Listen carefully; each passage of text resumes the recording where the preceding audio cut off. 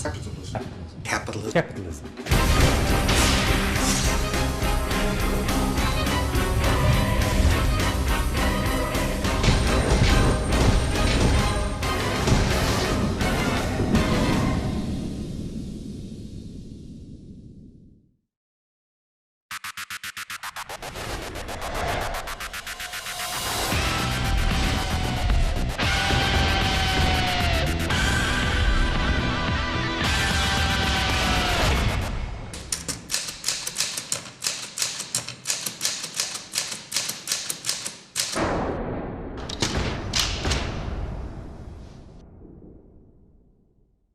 Oh my God. Oh my goodness. I don't know. The most successful form of economic organization. The capitalism is.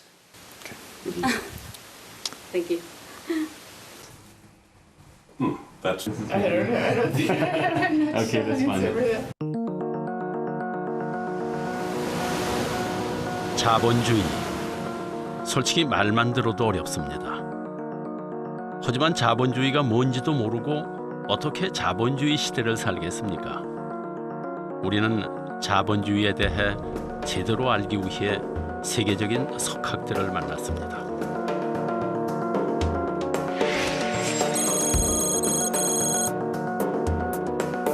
Capitalism is the free market system.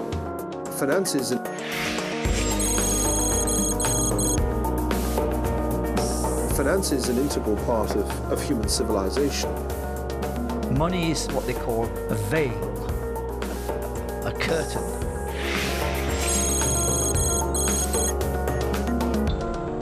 You must pull away to look at the real workings of the economy. So basically money in modern economies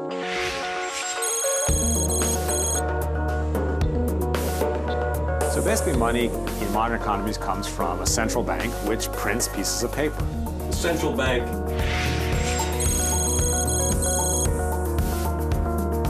The central bank is the bank for bankers.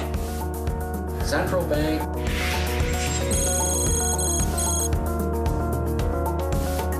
Central bank is a financial institution that works to stabilize an economy financially and alleviate depressions.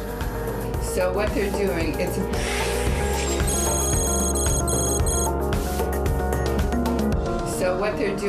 a big shell game. 자, 그럼 제일 먼저 무엇부터 알아야 할까요? 현대에는 금융 자본주의 세상입니다. 금융, 즉 돈이 지배하는 세상이라는 뜻이죠.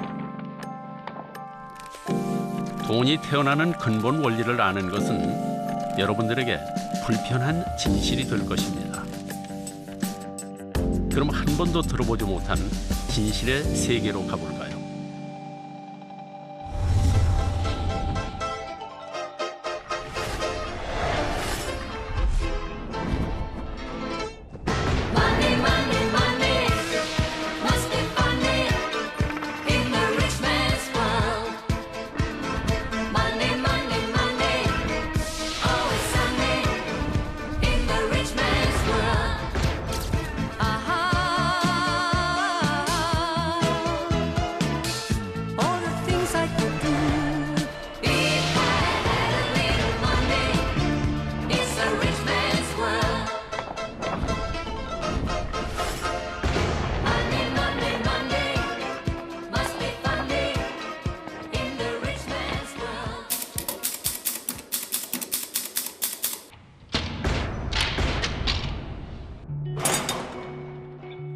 자본주의 세상에서 돈 없이는 한순간도 살 수 없습니다.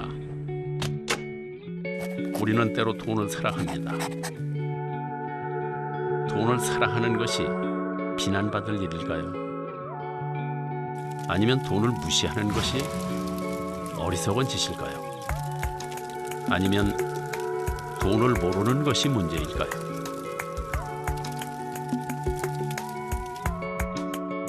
금융 자본주의 시스템은 우리나라에서 만든 시스템이 아닙니다. 영국에서 시작돼서 미국에서 발전된 시스템입니다. 우리뿐만 아니라 전 세계의 금융 시스템은 대동소이합니다. 우리는 오늘 때로는 미국이나 영국 얘기를, 때로는 한국 이야기를 할 것입니다. 그러나 이들은 서로 다르지 않습니다. 돈이 도는 근본 원리는 다 똑같기 때문입니다. 돈이란 도대체 무엇일까요?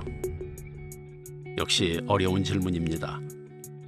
그래서 쉽게 물가 얘기부터 해보도록 하겠습니다.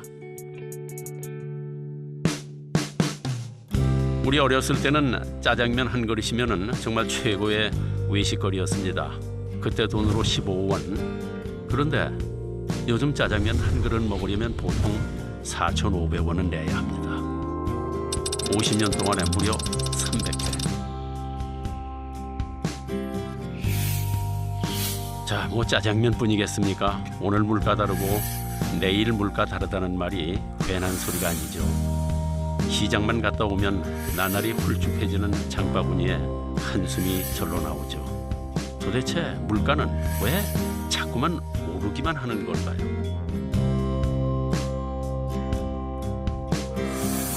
물론 가격에 대해 학교에서 배우긴 했습니다. 바로 수요 공급 법칙. 수요 곡선과 공급 곡선이 만나는 곳이 가격을 결정한다는 거죠. 그러니 가격이 오르는 것은 공급이 부족하거나 수요가 늘어나기 때문이라는 뜻. 맞는 말입니다. 근데 물가가 오르는 것이 정말 그 이유뿐일까요?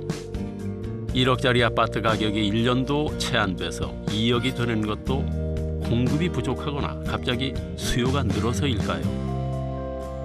혹시 물가가 오르는 데는 수요와 공급의 법칙 말고 또 다른 이유가 있는 건 혹시 아닐까요?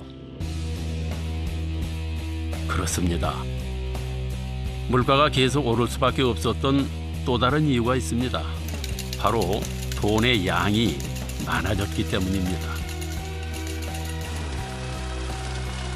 시중에 돌아다니는 돈, 즉 통화량이 많아졌다는 뜻입니다.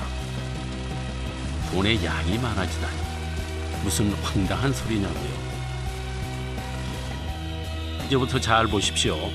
지난 50년간 어떻게 돈의 양이 늘어났는지, 왜 물가는 오르기만 했는지 확실히 보여드리겠습니다. 돈의 최고의 가치를 갖는 금융자본주의 사회에서 어떻게 돈이 돌고 도는지 분명하게 가르쳐드리겠습니다. 시도 때도 없이 신문에 오르내리는 양적 완화, 통화 팽창, 뭐 이런 말들이 무슨 뜻인지 이젠 아시게 될 겁니다. 이제부터 여러분은 금융자본주의라는 숲을 보시게 될 겁니다. 자, 그럼 돈이 어디에서 나오는지, 어떻게 돌고 도는지부터 알아볼까요? Where the money from? I work for the money. My job gives me money. Do we know how it works? Yeah. I'm not really. I don't know enough about it to kind of. You know who print out the money and who made? I guess the process. You know that? The national, the mint, the Bank of England. We have our own currency in Scotland, which is an equivalent. 맞습니다. 우리는 대부분 돈은 조폐공사에서 나온다고 생각합니다. 근데 정말 그럴까요? 물론 조폐공사에서 돈을 찍어내는 건 사실입니다. 하지만 그건 시중에 돌아다니는 돈 중에서 극히 일부분입니다. Well, when we talk about money, most people have in mind something like this $5 bill, and they imagine paper money and also coins. And of course, that is part of money, but most money, in fact, today is invisible. It's in banks. You assume, you see the government printing presses, and you assume that the government just creates the money and spends it, but that's not the way it happens. 이해가 안 되시죠? 그럼 나머지 돈은 어디서 나오느냐고요? 그걸 알려면 일단 이 사회에서 돈이 어떻게 도는지부터 생각해 봐야 합니다. 간단하게 말해보겠습니다. 중앙은행인 한국은행이 조폐공사에서 100원을 찍어서 시중은행에 줬습니다. 그러자 중소기업 사장 A가 그 100원을 대출받아서 기계도 사고 직원들 월급도 줍니다. 다행히 이익이 나서 은행에 대출받은 것에 원금과 이자로 일단 50원을 갚았습니다. 그럼 은행은 그 50원을 다시 학원 원장 B에게 대출해 주죠. B는 그 돈으로 학원 운영비도 쓰고 선생님들 월급도 줍니다. 다 아는 얘기죠. 아마 여러분은 이렇게 은행에 다른 누군가가 저금을 하거나 갚은 돈을 나에게 대출해 준다 이렇게 생각하셨을 겁니다. 이제껏 우리가 알고 있었던 은행의 모습이니까요. 하지만 그건 우리가 은행에 대해서 너무도 모르기 때문에 하는 이야기입니다. But they don't actually lend their deposits. You never go to the bank and they say, you ask for your money and they say, I'm sorry, we just lent your money to Mr. Smith. Come back in 30 years. They never say that. 예금으로 대출해 주는 게 아니다. 그럼 대체 무슨 돈으로 대출을 해주는 걸까요?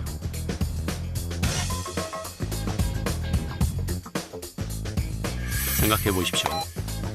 만약 방금 얘기했던 것처럼 돈이 돈다면 시중에 있는 돈은 딱 100원뿐입니다. 말도 안 됩니다. 조금 전에 분명히 조폐공사에서 찍은 돈보다 훨씬 더 많은 돈이 시중에 돌아다닌다 이렇게 말씀을 드렸죠. 시중에 있는 돈은 당연히 100원보다 훨씬 많습니다. 그럼 어떻게 찍어내지도 않은 돈이 돌아다닐 수 있는 걸까요? 내가 100원을 벌어서 그대로 금고에 넣어두면 돈은 계속 100원뿐입니다. 은행도 마찬가지죠. 내가 예금한 100원을 그대로 두면 돈은 계속 100원뿐입니다. 그런데 은행은 이걸 그냥 넣어두지 않습니다. 은행은 그중에서 10원만 남겨두면 나머지 90원을 대출해 줄 수 있습니다. 그걸 A가 대출했습니다. 근데 이상하지 않습니까? 내 통장에는 분명히 100원이 찍혀 있는데 A가 대출한 금액은 90원. 이제 나와 A 두 사람이 마음대로 꺼내 쓸 수 있는 돈은 190원이 됐습니다. 100원이 어떻게 190원이 된 걸까요? 알쏭달쏭하죠? 수학 방정식에 집어넣어 봐도 전혀 맞지 않는 계산입니다. 뭐 듣고 보니 궁금하지 않으십니까? 어떻게 갑자기 90원이 생겼을까요? 그리고 왜 은행은 100원을 다 대출해 주지 않고 10원을 남겼을까요? 약속 때문입니다. 정부랑 은행이랑 약속한 겁니다. 100원이 들어오면 은행은 10원을 남기고 나머지 90원은 대출해 줘도 된다고 정부가 허락해 준 것입니다. 그래서 없던 돈 90원이 갑자기 생기게 된 겁니다. 못 믿으시겠다고요? 보세요. 분명히 경제학 교재에도 쓰여 있습니다.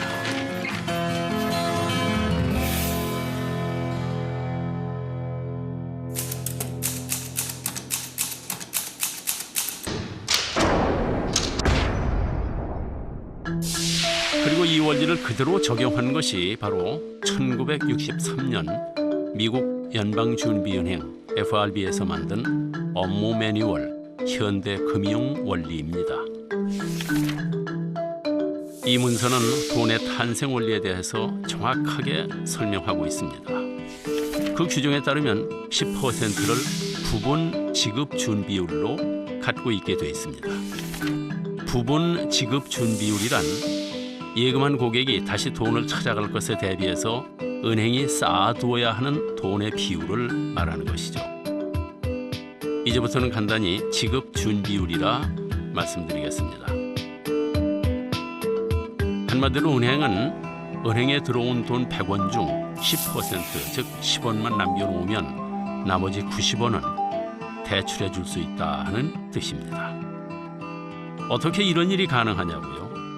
사실 지급 준비율은 아주 오랜 역사를 가지고 있습니다. In England, it originated with the goldsmiths of the 17th century, who would take people's gold for safekeeping.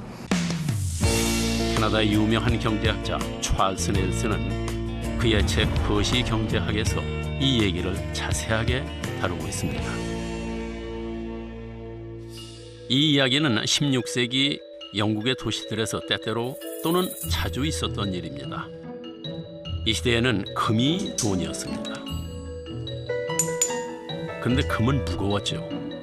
금세공업자는 금을 휴대하기 편리하게 금화로 만들었습니다.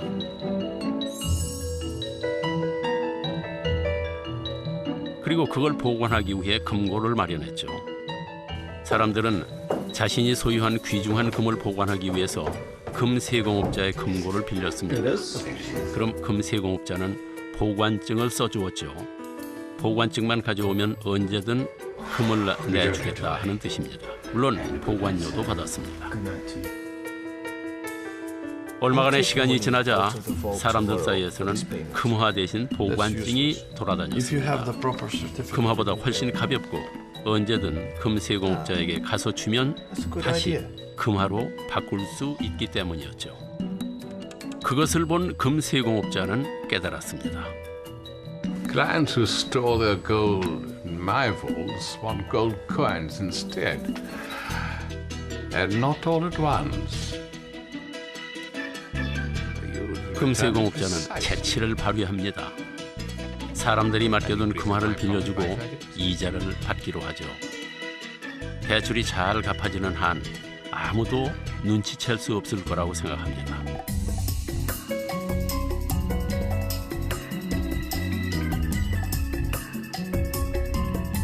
금세공업자는 고객의 금화를 돈이 필요한 사람들에게 대출해 줬습니다.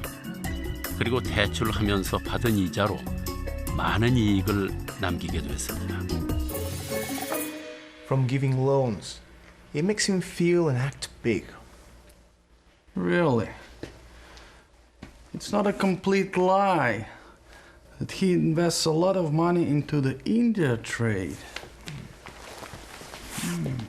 사람들은 금세공업자가 갑자기 많은 돈을 버는 것을 수상하게 여겼습니다. 하지만 곧 자신들의 금화로 대출을 해주고 이자를 받는다는 사실을 알게 됐죠. You look good these days. 사람들은 금세공업자에게 가서 항의했습니다. You have enough gold coins to fill Big Ben.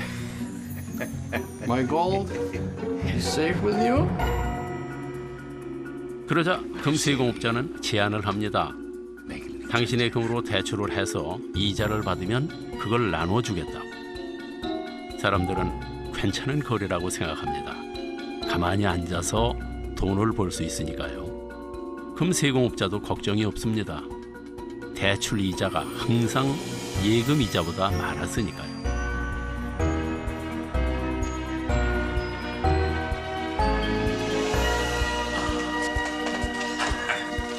하지만 금세공업자는 더 욕심이 생겼습니다. 다시 머리를 썼죠. Nobody knows how many gold coins there are in my vault. Not even my lovely wife Jane, my daughter Alice. Who knows if I give loans on the basis of having enough gold coins in my vault. 금세공업자는 금고에 있지도 않은 금화를 마음대로 빌려주기 시작한 겁니다. 하지만 사람들은 금세공업자가 없는 돈을 만든다는 사실을 꿈에도 몰랐죠. 어떻게 그걸 상상이나 했겠습니까?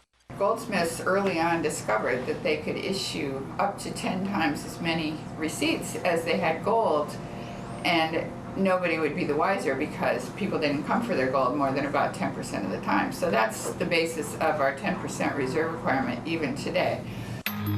그렇게 있지도 않은 금화에 이자 수입까지 벌어들이다 보니 어느새 금세공업자는 엄청난 부를 축적한 은행업자로 대변신을 하게 됩니다.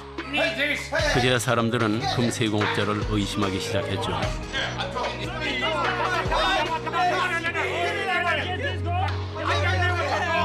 갑자기 몇몇 부유한 예금주들이 은행에 나타나서 그들의 금화를 모두 가져가 버렸습니다. 뒤늦게 금화를 찾으러 온 사람들이 보관증 대신 금화를 내놓으라 했지만 이미 늦은 일이었죠. 잊지도 않은 금화까지 빌려주었으니까요.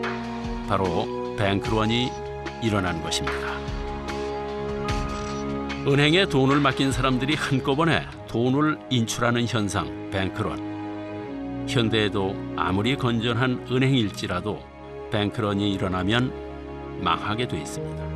은행이 가장 두려워하는 일이죠.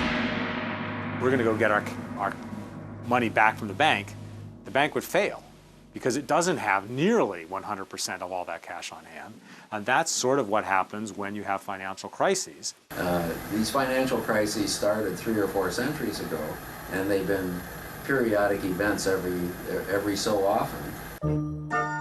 그러나 바로 그때 영국 왕실은 오랜 전쟁으로 금화가 많이 필요해졌습니다.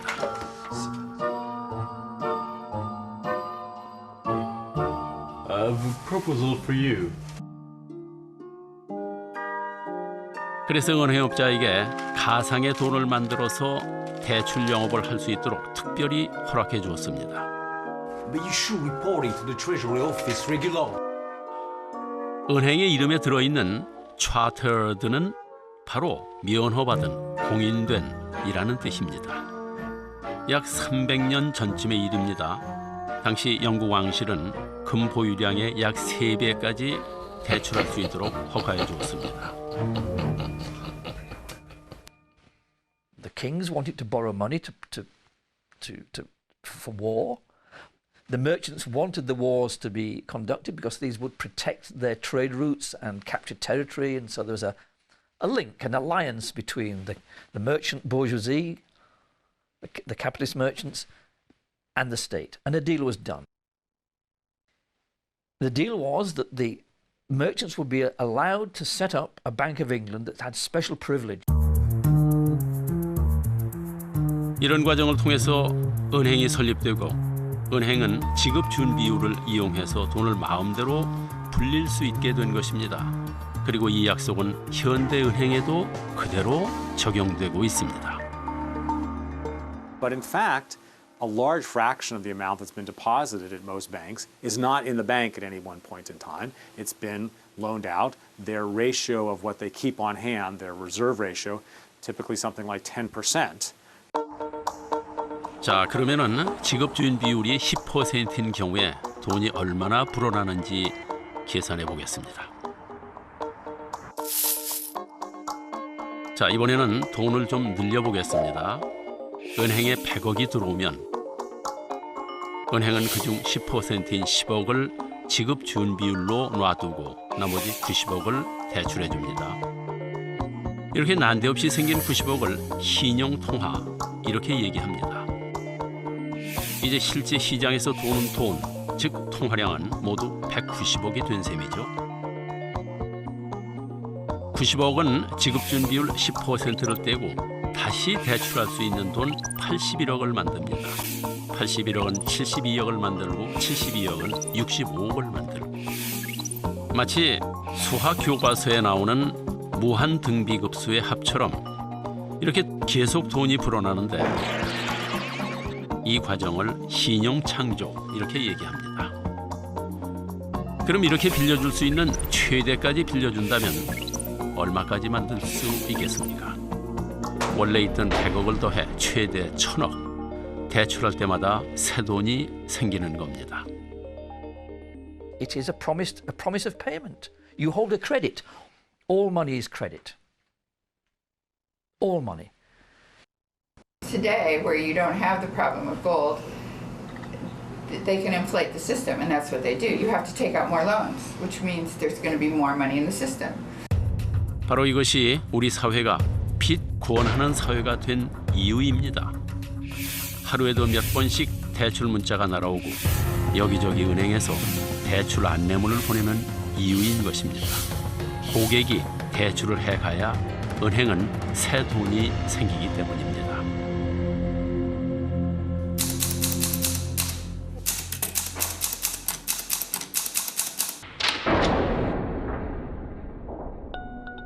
지급 준비율이 적을수록 은행은 더 적은 돈만 남기면 됩니다.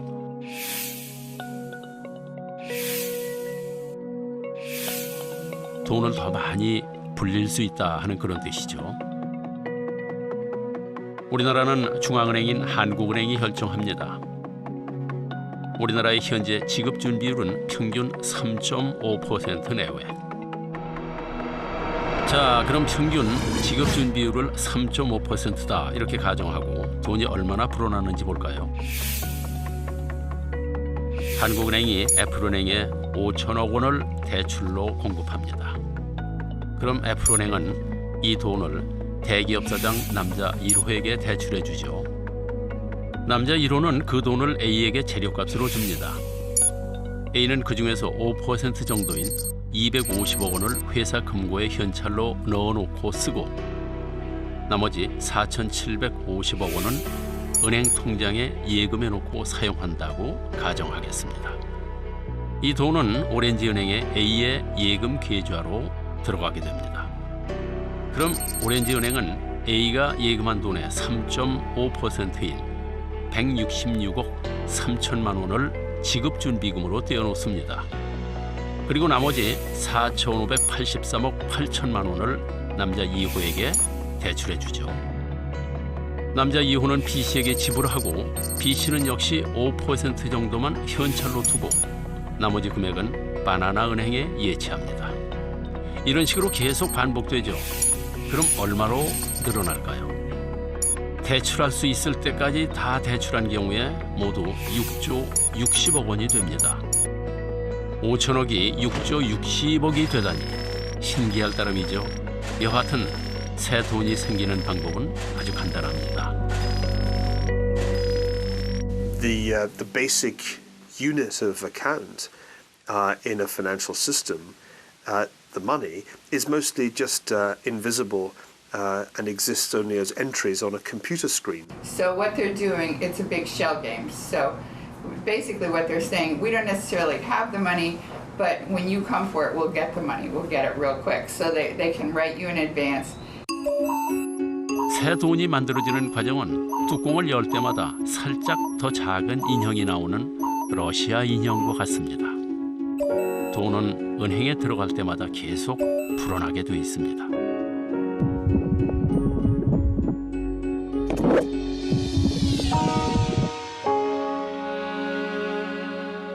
What do banks do? I mean, they play with other people's money. They make money with other people's money.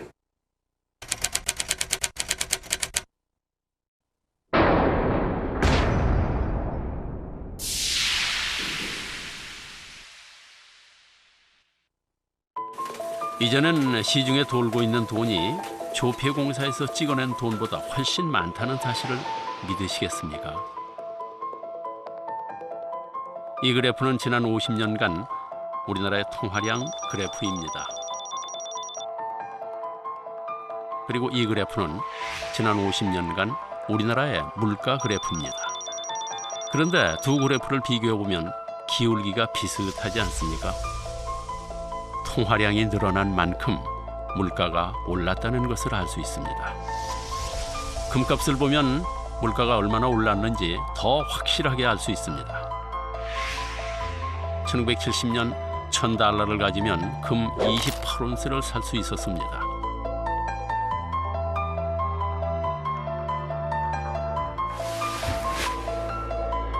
그런데 2012년 2월 1일 금 시세는 1온스당 1,738달러. 1,000달러를 가지면 겨우 0.58온스의 금을 살 수 있을 뿐입니다. 가격이 무려 48배나 올랐습니다. 물가가 계속 오르는 가장 큰 이유는 돈이 많아졌기 때문입니다. 돈이 많아지면 돈의 가치가 떨어지는 건 당연한 일. 그리고 이렇게 통화량이 증가해서 화폐의 가치가 떨어지고 물가가 오르는 현상을 통화팽창, 인플레이션이라고 말합니다.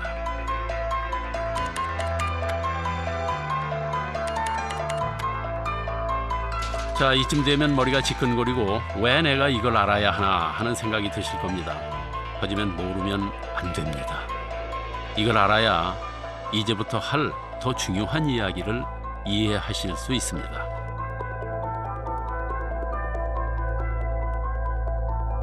Capitalism. Capitalism. Capitalism. Capitalism. Capitalism. Capitalism. Capitalism. Capitalism. Capitalism. Capitalism. Oh my God. You want me to say something about capitalism?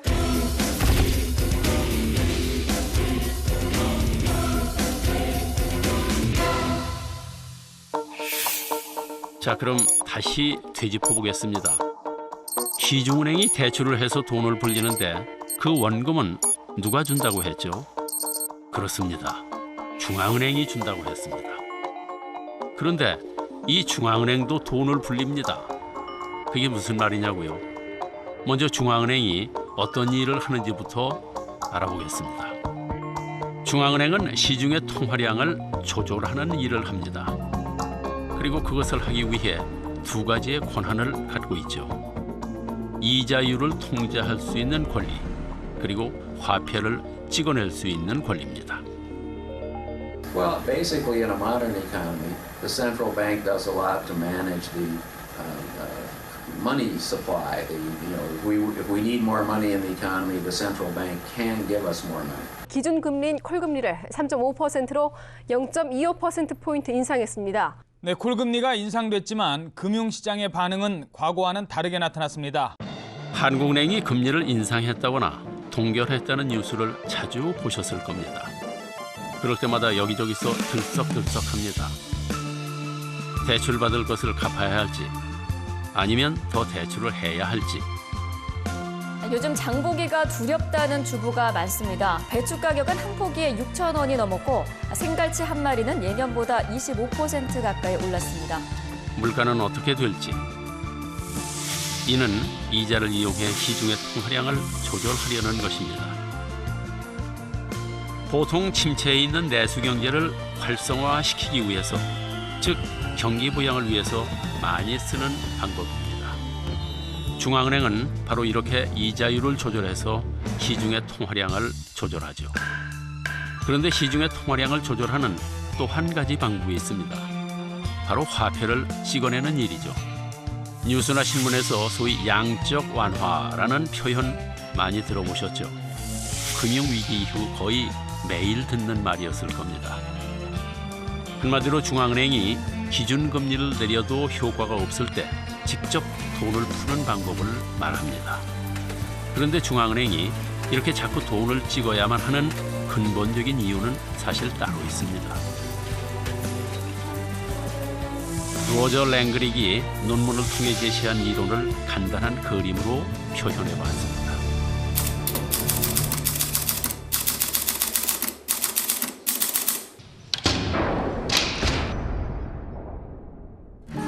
섬이 하나 있습니다. 이 섬은 외부와 전혀 소통하지 않는 단일한 통화 체제를 갖고 있다고 가정해 보겠습니다. 이 섬에는 중앙은행 A와 시민 B, 시민 C 세 사람이 삽니다. 중앙은행 A가 발행한 돈은 딱 10,000원. 이 돈을 시민 B가 연이율 5%로 빌렸습니다. 그러니까 1년 뒤에 이자 500원을 더해 1,500원으로 갚기로 한 것이죠. B는 빌린 10,000원을 주고 C에게서 배를 한 척 삽니다. B는 열심히 고기를 잡아 돈을 봅니다. 자, 그럼 B는 과연 1년 뒤에 1,500원을 갚을 수 있을까요? 답은 갚을 수 없다입니다. 왜냐하면 섬에 있는 돈은 딱 10,000원. 이자 500원은 어디에도 없기 때문입니다. 은행 시스템에는 애초에 이자가 없습니다. 그럼 어떻게 할까요? 이자를 갚으려면 방법은 딱 하나. 다시 돈을 찍어낼 수밖에 없습니다. 중앙은행 A가 500원을 더 발행하고 그걸 누군가 대출하는 겁니다. 이제 섬에 있는 돈은 모두 1,500원. 만약 B가 열심히 일해서 섬에 있는 돈을 모조리 벌면 빌린 돈과 이자를 다 갚을 수 있게 되죠. 그런데 가만. 그럼 D가 빌린 500원의 원금과 이자는 또 어떻게 될까요? 또 만들어야 하고 또 누군가 빌려야 합니다. 결론은 이자가 없기 때문에 중앙은행은 계속 돈을 찍어낼 수밖에 없는 것입니다. The only way to get the money to pay the interest on the previous loans is to take out more loans, and that will expand the money supply, which will devalue the value of any particular piece of currency. In other words, because there are more of them, they're going to buy less. You're going to have inflation. Okay, so each dollar bill will be able to buy less goods and services. So when governments print money, you get inflation. 은행이 대출을 통해 돈을 불리는 경우뿐만 아니라 중앙은행이 화폐를 찍어 돈을 불리는 경우에도 인플레이션이 발생합니다. 사실 인플레이션은 누구나 다 좋아합니다. 일단 돈이 많이 도니까 흥청망청 쓸 수 있는 것이죠. 집도 사고 차도 사고 잘 사는 것 같습니다. 아무도 나중에 어떻게 될지는 생각하지 않습니다. 인플레이션이 얼마나 위험한 것인지 잘 모르는 것이죠.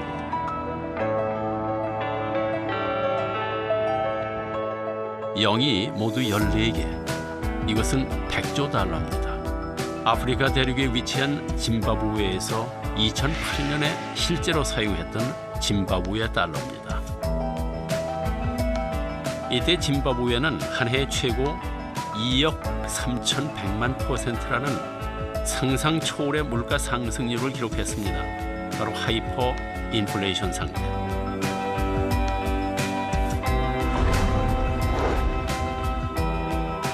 (40여 년을) 통치한 무가베 대통령의 무제한 정책이 바로 그 원인이었습니다. 극심한 실업률을 극복하고 외채를 상환하기 위해 너무나 많은 화폐를 찍어서 국고로 썼기 때문이었습니다.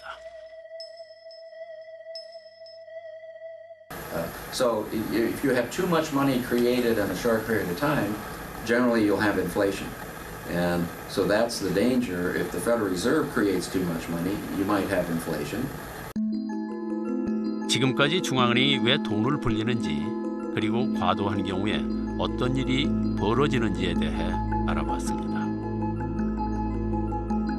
그런데 우리의 통화 시스템에는 항상 이자가 없다는 사실은 또 다른 끔찍한 상황을 만듭니다.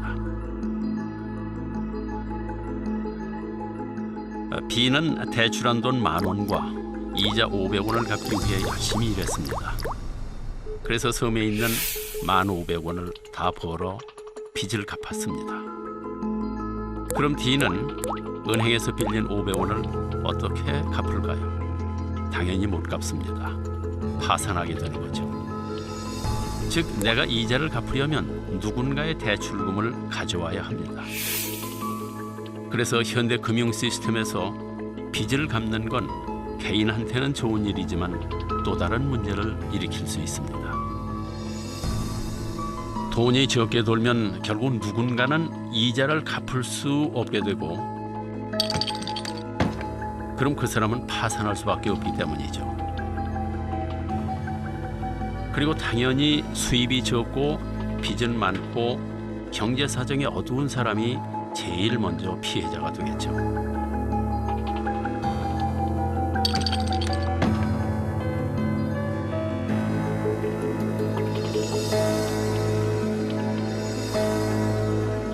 이 세상에는 여러 보존의 법칙이 있습니다. 에너지 보존 법칙, 운동량 보존 법칙 등등. 현대 금융 시스템은 바로 빚 보존 법칙이 지배하는 시스템이죠. 누군가 빚을 갚으면 누군가는 파산하게 됩니다. 모든 돈이 빚에서부터 시작되기 때문입니다. 그래서 자본주의 사회는 경쟁이 필연적입니다. 이자 시스템이 존재하는 한 다른 이의 돈을 뺏기 위해 경쟁할 수밖에 없게 되어 있습니다. 우리는 저마다 살아남기 위해 싸웁니다. 바로 이것이 우리가 매일 돈 하고 사는 이유죠.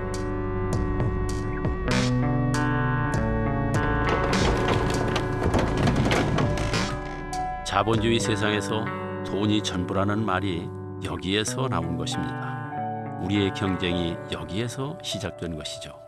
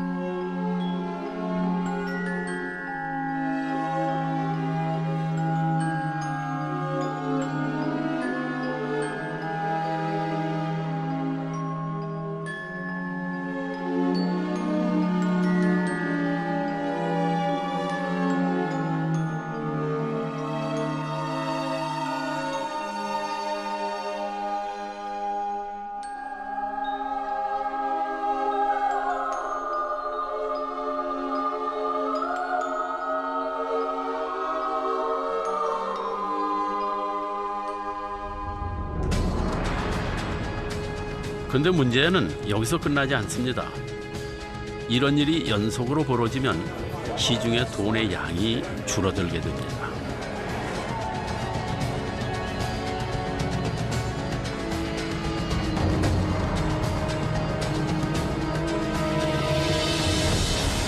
돈이 부족하니 돈을 못 갚는 사람들이 더 급격하게 늘어납니다. 대량 부도 사태가 속출하고 파산하게 됩니다.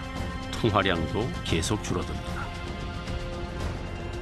팽창이 멈추는 순간 우리는 순식간에 추락할 수밖에 없습니다. 바로 디플레이션이 시작된 것입니다.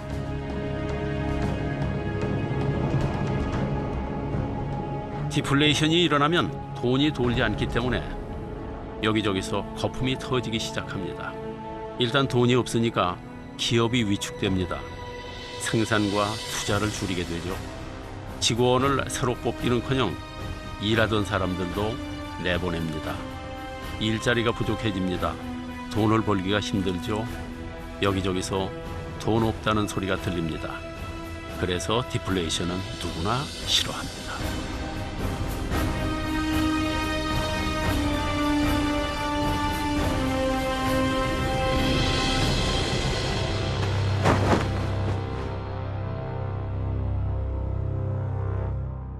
I think around the world, credit has collapsed. It's still in a deflationary phase. There's not enough money. You can see that in the EU. All those countries are in debt.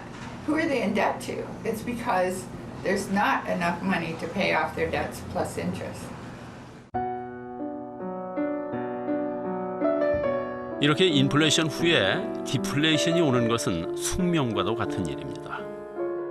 왜냐하면 호황이 진정한 돈이 아닌 빚으로 쌓아 올린 것이기 때문입니다. 상품을 만들어 번 돈이 아니라 인플레이션으로 만든 돈, 일해서 번 돈이 아니라 빌린 돈이기 때문입니다. 경제에도 사계절이 있는 겁니다. 여름이 지나면 가을, 겨울이 오는 법이죠. 그럼 궁금해집니다. 겨울이 온다는 걸 미리 알 수는 없는 일일까요? While it's true that it's extremely difficult to know exactly when crash is going to occur, just as it's very difficult to predict exactly when an earthquake is going to occur, it is not hard to know when a system is in danger of having a crash, just as we know from the theory of geology, of seismology, which areas are likely to have earthquakes. 1925년 러시아의 경제학자 니콜라이 콘드라티예프는 자본주의 경제 환경에서는 장기 순환 주기가 존재한다는 사실을 발견했습니다. 그리고 그 주기가 48년에서 60년 정도 된다는 결론을 내렸죠. 금세기의 대표적인 경제학자 가운데 한 명 슈페터 역시 자본주의 경제는 물결처럼 상승과 하강을 반복한다고 주장했습니다. 그리고 이를 콘드라티예프 파동 이렇게 이름을 붙였습니다. 자, 그럼 이제 우리가 어디에 와 있는지 볼까요? 미국의 콘드라티예프 주기의 겨울은 2000년부터 이미 시작됐습니다. 2007년부터 시작한 급격한 이자율 하락은 디플레이션의 절정을 보여주고 있습니다.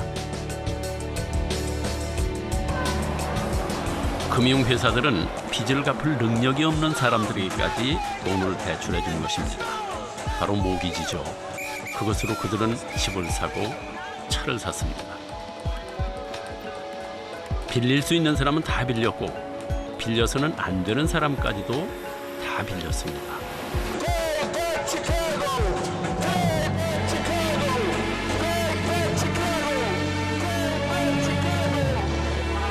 그런데 부동산 가격이 추락하니까 빚을 갚지 못하는 사람들이 속출을 했습니다. 금융위기가 시작된 것입니다. 우리나라도 상황은 비슷합니다. 우리의 아버지들은 집값은 항상 오르는 것으로 알았습니다. 하지만 그건 콘드라티예프 주기의 여름에 사셨기 때문입니다. 이제 우리는 부동산 가격이 계속 떨어지는 것을 두 눈으로 목격하고 있습니다. 이제 왜 금융위기가 일어났는지, 왜 해결될 기미가 보이지 않는지, 왜 부동산 가격이 좀처럼 오르지 않는지, 왜 젊은 사람들이 취직을 못하는지 아시겠습니까? 갚아도 없어지지 않는 빚. 우리는 결코 갚을 수 없는 부채 사슬에 묶여 있는 것입니다. 그리고 위기의 희생자는 언제나 힘없는 우리들 중에 누구입니다. It's not a democratic system. It's a private banking system. For bankers, by bankers, for bankers.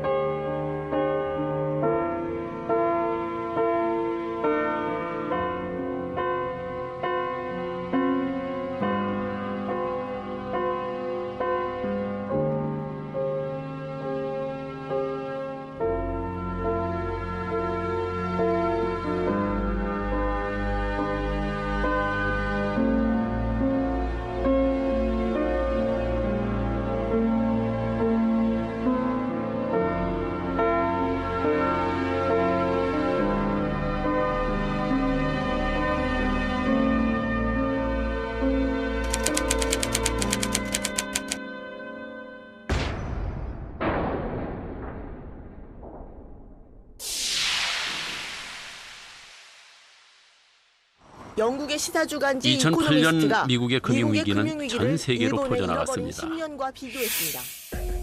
뉴스와 신문은 연일 미국의 FRB가 무엇을 했는지, 미국의 경제 상황이 어떤지, 그래서 우리나라의 전망은 어떤지를 분석하는 기사를 쏟아냈습니다. 하지만 전 세계는 아직도 불황의 터널에 있습니다. 물론 우리나라도 마찬가지입니다. 그런데 왜 이렇게 미국 하느냐고 생각하시는 분들도 계실 겁니다. 미국이 뭘 하든 어찌 됐든 내 지갑 속의 돈과 무슨 상관인가 하실 겁니다. 생각해 보십시오. 우리나라는 자원이 거의 없습니다. 석유도 철광석도 나무도 거의 다 수입하죠. 그런데 그런 걸 사려면 달러가 필요합니다. 세계의 수많은 돈 중에서 가장 의미 있는 돈은 달러뿐입니다. 달러가 기축통화이기 때문이죠. 자, 그럼 달러는 어떻게 세계 기축통화가 됐을까요?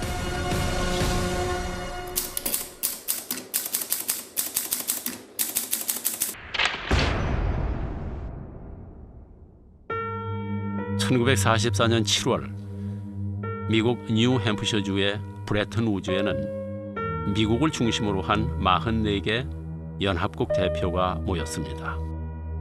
그들은 외환 금융시장을 안정시키고 무역을 활성화한다 하는 그런 목적으로 브레튼 우즈 협정을 맺었습니다. 35달러를 내면 금 1온스를 내주겠다고 각국의 통화를 달러에 고정시킨 것입니다. 미국의 달러가 세계 기축 통화가 되는 순간이었습니다. 하지만 그들의 욕심은 거기서 끝나지 않았습니다. 베트남 전쟁으로 달러 가치가 하락하자 금으로 바꿔달라 하는 요구가 많아졌습니다. 그러자 금 보유고가 크게 떨어지고 돈을 찍어내려면 금이 더 필요했지만 금을 확보하기 힘들어졌습니다. 그러자 다른 나라들이 달러 가치를 의심하기 시작했습니다. 결국 미국의 닉슨 대통령은 일방적으로 금 태환제를 철폐하겠다고 결정했습니다. We must protect the position of the American dollar. So President Nixon said, sorry, we're going to run out of gold at this rate. We just don't have the gold. So he took the dollar off the gold standard. 위의 달러는 1971년 이전의 달러입니다. 아래의 달러는 1971년 이후의 달러입니다. 무슨 차이점이 있는지 아십니까? 1971년 이전의 달러는 은행에 가면 언제든지 금으로 바꿔주겠다 이렇게 쓰여 있습니다. 그러나 71년 이후의 달러는 금과 무관합니다. 종이돈일 뿐입니다. 1971년은 달러가 금으로부터 자유로워진 역사적인 순간이었습니다. 이제 미국이 원하기만 하면 마음대로 돈을 만들 수 있게 된 것입니다. 자, 그럼 여기서 잠깐 상식 테스트 한번 해보겠습니다. 달러는 누가 찍어낼까요? 1번 미국 정부, 2번 민간은행. 답은 뭐겠습니까? 2번 민간은행입니다. 달러는 미국 연방준비은행, 즉 Federal Reserve Bank, 흔히 FRB라 이렇게 부르죠. 바로 이 FRB에서 찍어냅니다. 우리나라의 한국은행과 같은 중앙은행이죠. 그런데 좀 다릅니다. 한국은행은 정부기관입니다. 하지만 FRB의 Federal이 정말 연방정부의 라는 뜻일까요? 그건 미국의 전화번호부만 찾아봐도 금방 알 수 있습니다. 먼저 연방란을 찾아보겠습니다. 연방란에는 없습니다. 자, 그럼 민간 기업란으로 가보겠습니다. Federal Reserve Bank. 있네요. 민간 기업란에 있습니다. FRB는 정부 기관이 아닙니다. 미국 금융 시스템에서 막강한 힘을 행사하는 몇몇 민간은행들의 법인일 뿐입니다. 그런데도 FRB가 달러를 발행하는 것입니다. In fact, it's the Federal Reserve that prints the money, and the government has to borrow it like everyone else. So the Federal Reserve is a bank. 그리고 바로 그 달러가 세계를 지배하고 있는 것입니다. 몇몇 금융 자본들이 세계를 쥐락펴락하고 있는 것입니다.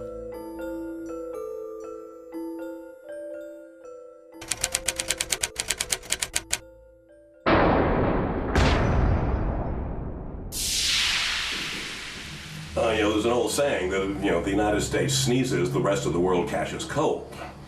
Well, people have been talking about becoming less dependent on the United States, so finding a new reserve currency, for instance. Well, that's all very fine, but there's no other country big enough, economically big enough, for its currency to serve as the reserve currency. I mean, basically the world is stuck with the United States, whether it likes it or not, for the foreseeable future. 결국 전 세계는 미국 금융의 운명을 맡기고 있습니다.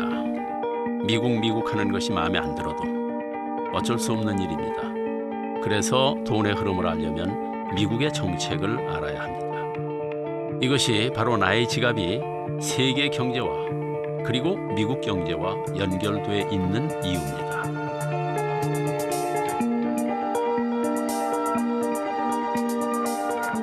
이제 자본주의 세상이 좀 보이십니까?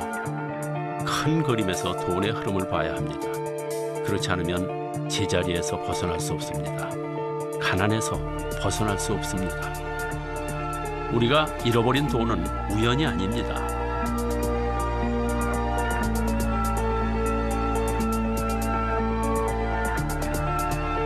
시작부터 잘못된 통화정책과 탐욕스러운 금융자본의 그 첫 번째 책임이 있습니다. 물론 빚으로 만든 돈을 흥청망청 쓴 우리의 잘못도 큽니다. 하지만 확실한 건 돈이 돌아가는 원리를 모르면 희생자가 될 수밖에 없다는 사실입니다. 돈을 최고의 가치로 여기는 금융자본주의 세상에서 빚은 돈입니다. 돈은 빚입니다. 이자가 없는 세상에서 우리는 언제 의자를 뺏길지 모릅니다.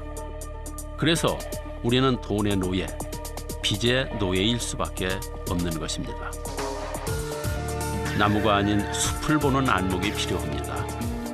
미국이 어떻게 돌아가고 그래서 우리나라의 정책은 어떻게 변할 것인지 생각할 수 있어야 합니다. 지금이 디플레이션의 시대인 것도 아셨을 겁니다. 그러니 지금 당장 빚을 내라고 흥청망청 쓰라고 유혹하는 목소리가 들릴지라도 스스로 중심을 잡고 판단하셔야 되겠습니다. 나와 내 가족을 지켜야 합니다. 그래도 참 다행입니다.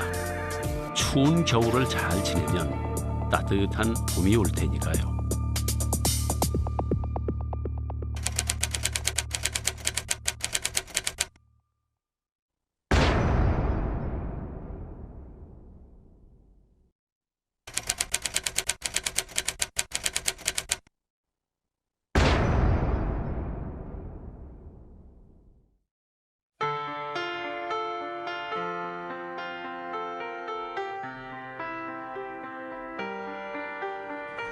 I let it fall.